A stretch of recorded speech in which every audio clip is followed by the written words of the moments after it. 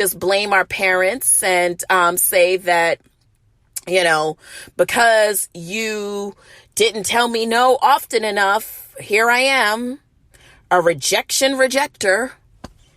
But the fact of the matter is that many of us have built our very self-worth on how much people agree with our ideas. So there is a beauty to exposing yourself to rejection. Now, because our opinions and our ideas and our creativity are oftentimes seen as an extension of ourselves, very rarely do we realize that these things don't define us. They're not who we are, but merely just a representation of who we are at any given point in time. So when you get a no, or you're dismissed, or you're told that you're not qualified, there's an instant injury to your pride. Some people even go so far to say that if they are given a no, that means that, well, quite frankly, they should quit at whatever it is that they're doing. I've been guilty of that. So the furthering of this Gail was in a music group story is we were then given the opportunity to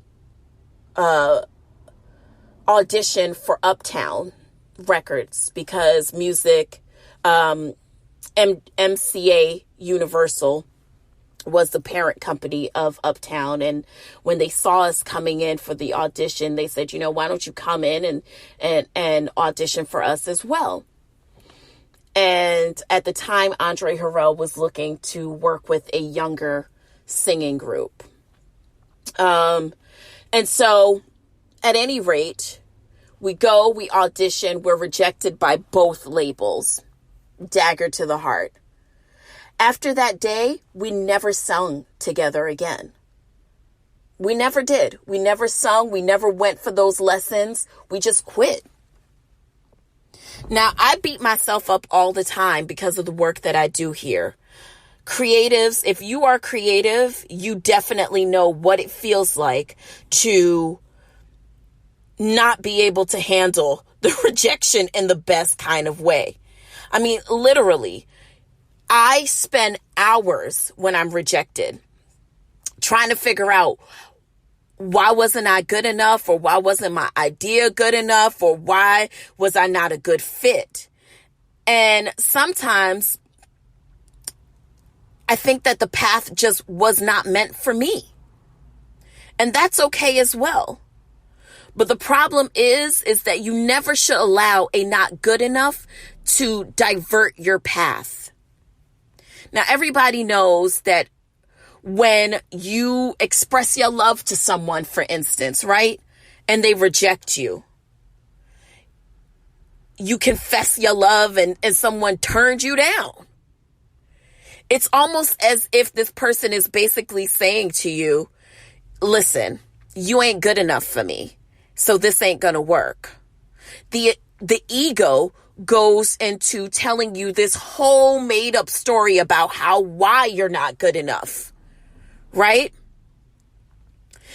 And instead of you kind of separating who you are versus the rejection, you let your ego go into survival mode, which most humans do, right? Because the ego going into survival mode, we all have to know, is just a tool for self-centeredness rather than a tool for survival. Rejection is a threat to your self-concept, and it only shines a light on how we have become selfish.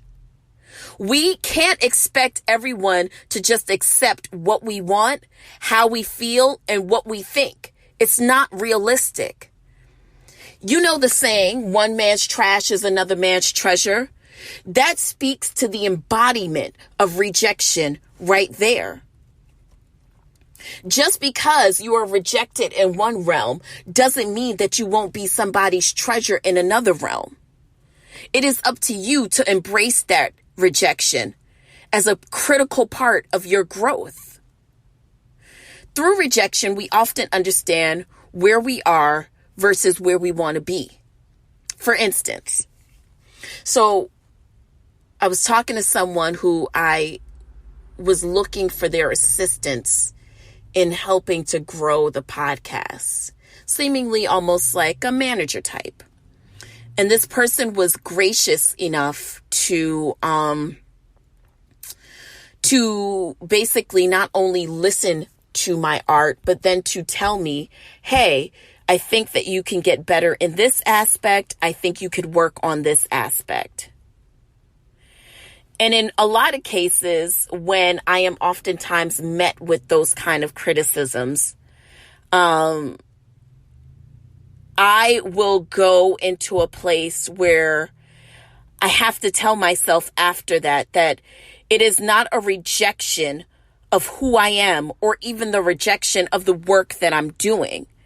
It is literally just a way for me to realize, is there something that I'm doing wrong? Or is there a way that I can redirect my focus to hit another standard for what I'm doing? From time to time, yes, it's going to sting. You're human, especially if the rejection is coming from someone that you love. But it is vital to understand that rejection is not a sign of self-worth, but a sign of things that may need to be addressed. Rejection shows us that giving ourselves and our ideas to the wrong people or people who seemingly don't understand what we're doing. Imagine if you took the rejection of someone who didn't understand you and decided that you were going to quit what you were doing, right? Or imagine that you took the rejection of someone who you deemed wasn't worthy of giving you their criticism in the first place and decided to meet that rejection with improvements in certain areas so that you could rise to the occasion. The only way that you can ever get over rejection is by facing it. You got to take it up as a challenge. You got to say to yourself, you know what? I know that this is not God's no, but this may be God's not right now. Or this may be God saying, you know what? Lick your wounds and expose yourself to the right circumstances that aren't toxic, but are meant to raise you up. I am oftentimes someone who is learning seemingly that God's closing of a door sometimes doesn't mean that the window is closed or that there's no way for me to get out. What I love the most about rejection is that it is not a sign of things to come. It is just a sign of where you currently are at. And the great thing about being mindful of rejection and being mindful spiritually of rejection is you are able to acknowledge the fact that God is gracious enough to give you what you want and merciful enough sometimes to not give you what you want. At least not at that time. So I embraced it. I picked myself up. I got to kind of examine what it was that I felt like I had been rejected by or about. And I'm proud to say right now that I'm taking those things face on and challenging myself to rise to the occasion. So that's what I'm going to challenge you to do, is to meet rejection right in its face and be discerning enough to understand, is this coming from a place of love or is this coming from a place of toxicity? And once you're able to discern that, how can I rise to meet the standards of what it is that I'm going after?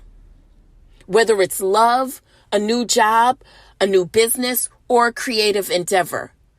Rejection should not mean that you quit. Rejection is okay. I know from a human standpoint that rejection hurts. But Don't be the type of person that rejects the rejection. Be the type of person that faces it head on so that you can go after what you want. And remember, God's no is not always a never. Sometimes it's just a not right now. So take that rejection, dust yourself off, lick your wounds, and know that you are not your ideology. So set the table for rejection and set the table for your come up.